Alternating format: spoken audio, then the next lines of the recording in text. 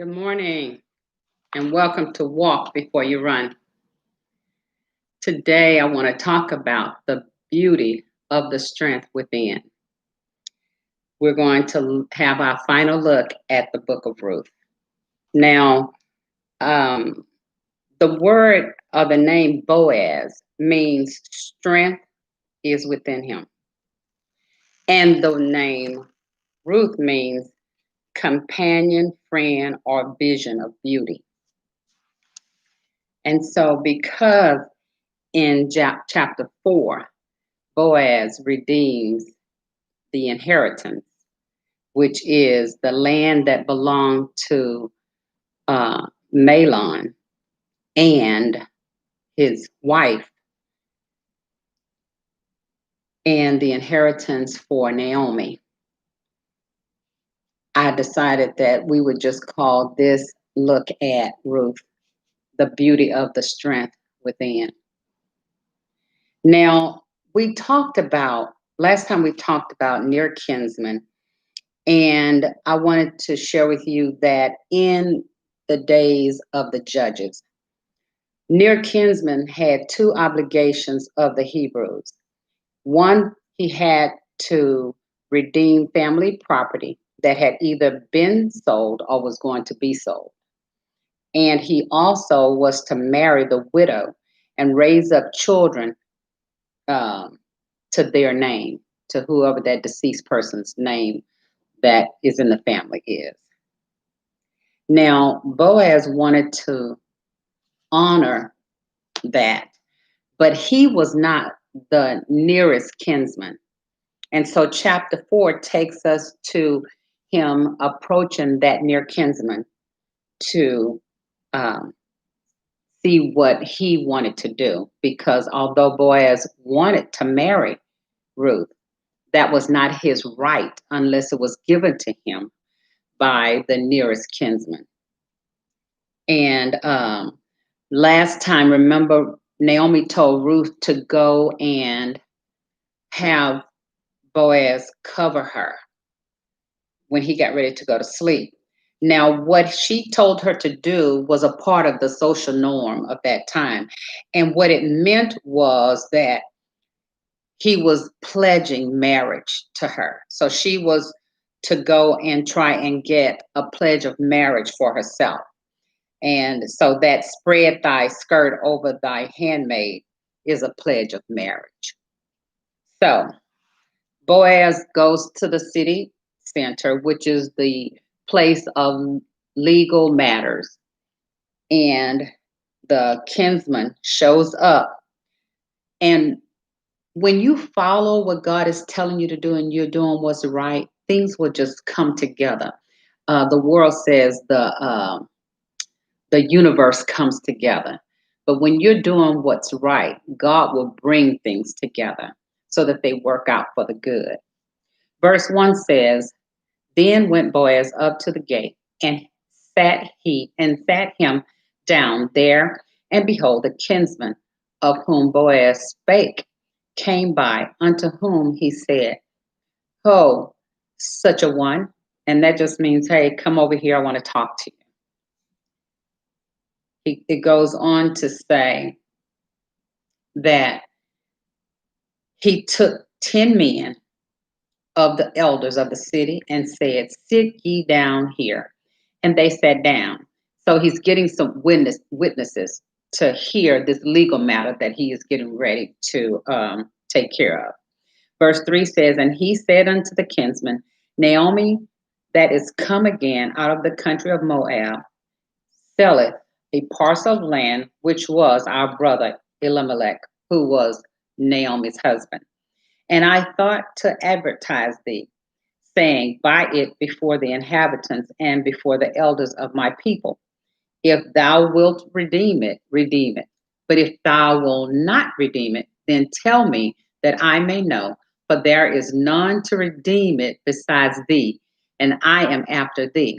And he said, I will redeem it.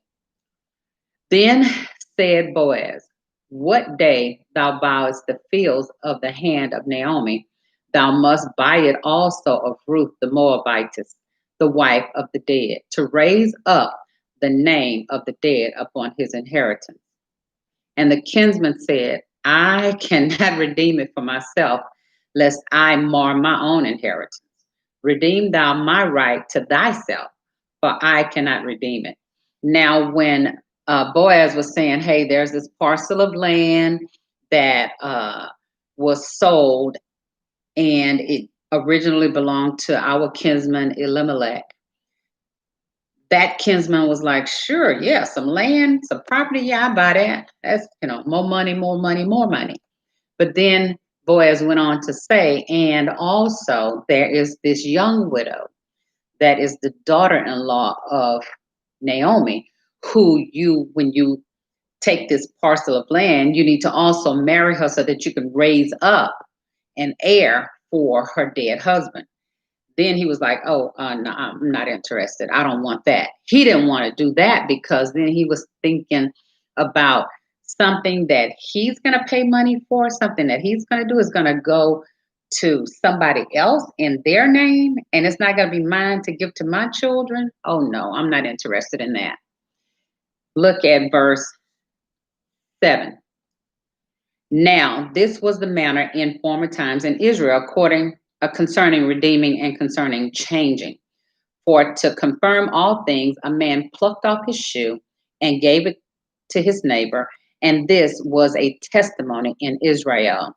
So this was like the proverbial handshake. This sealed the deal. Therefore, the kinsman said unto Boaz, buy it for thee. So he drew off his shoe. And Boaz said unto the elders and unto all the people, ye are witnesses this day that I have bought all that was Elimelech's and all that was Chilion's and Mahlon's of the hand of Naomi. Moreover, Ruth the Moabitess, the wife of Mahlon, have I purchased to be my wife, to raise up the name of the dead upon his inheritance, that the name of the dead be not cut off from among his brethren and from the gate of his place. Ye are witnesses this day. So Boaz wanted to have a witness that he was doing everything above board and everything in the right way. And when the kinsman would do the shoe exchange, this not only said, okay, the deal is sealed, but it also prevents any shame to go on anybody, any shame to be on Ruth or Naomi or Boaz or the kinsman. He was so selfishly thinking about mine, mine, mine, mine, that he missed out on a bigger blessing that God had in store. And so, although Boaz was already a well-to-do man, we are still talking about Boaz thousands of years later because he wanted to do what was right. And he wanted to honor both Naomi, Ruth, but not only them, but also he wanted to honor God. And so he did things the right way. And so we are still talking about him today, but that kinsman, we didn't know his name at the beginning of the narrative, and we still don't know his name because he chose to be selfish.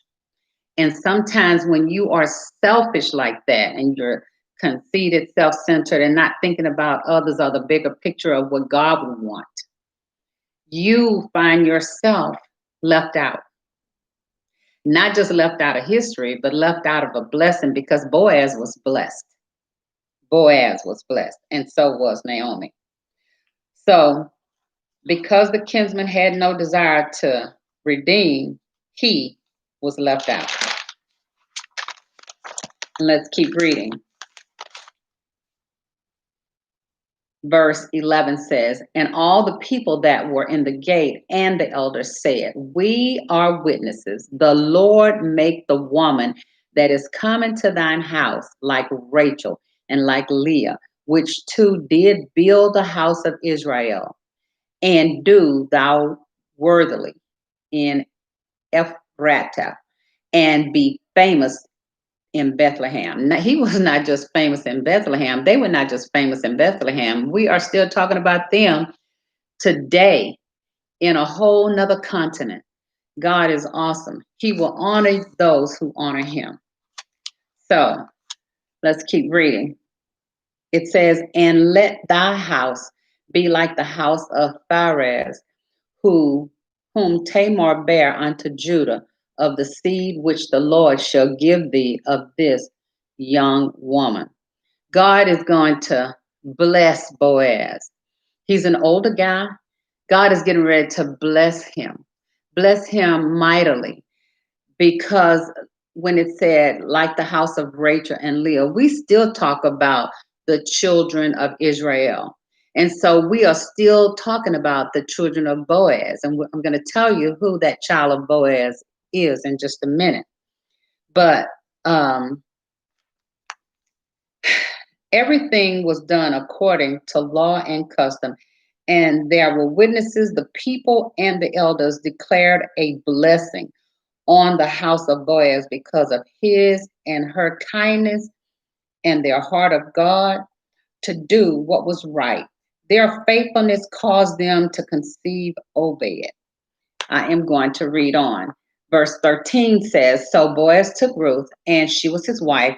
And when he went in unto her, the Lord gave her conception, and she bare a son.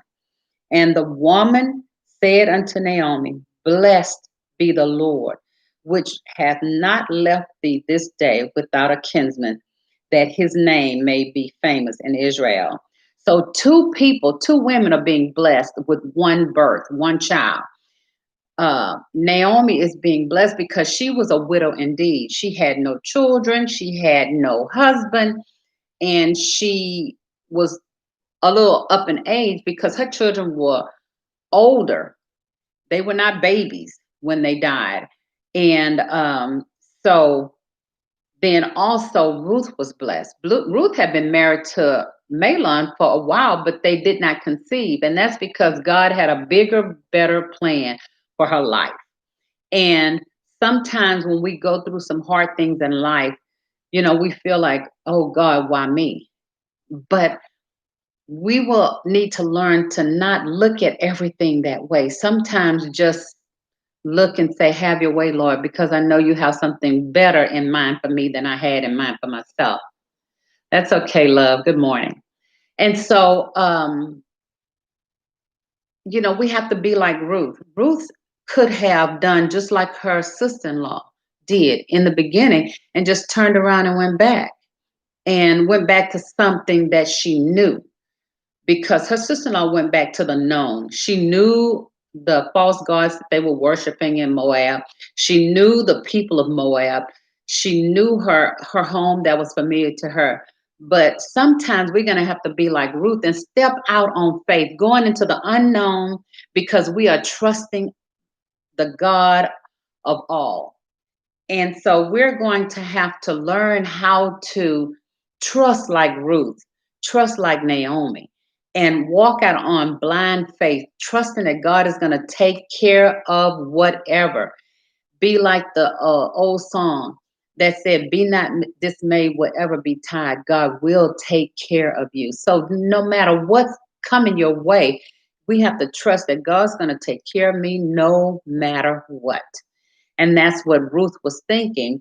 And God did just that. You know, he not only blessed her, think about it. Mahlon was in another country, so he didn't have a whole bunch of whatever it was that you would have that would make you well off, in Moab.